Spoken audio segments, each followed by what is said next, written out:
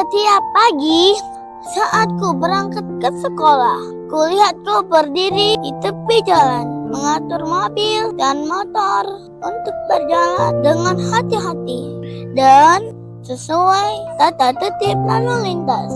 Pastinya capek ya Bapak dan Ibu Polantas.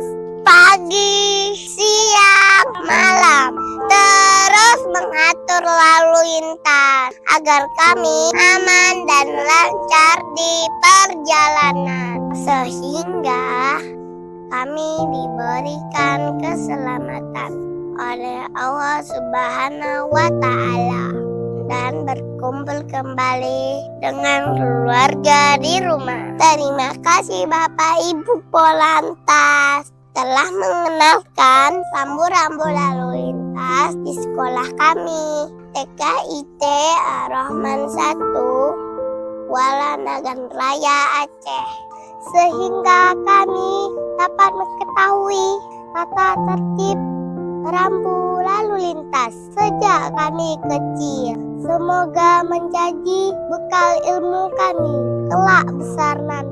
Kami berdoa semoga Allah Subhanahu wa Ta'ala membalas setiap tetes keringat Bapak dan Ibu Polantas dalam bertugas. Semoga Bapak Ibu Polantas selalu menjadi penegak hukum yang melindungi, mengayomi, dan melayani masyarakat untuk terwujudnya keamanan, keselamatan, ketertiban, dan kelancaran dalam berlalu lintas. Polantas pulih Dan bangkit bersama menuju Indonesia maju.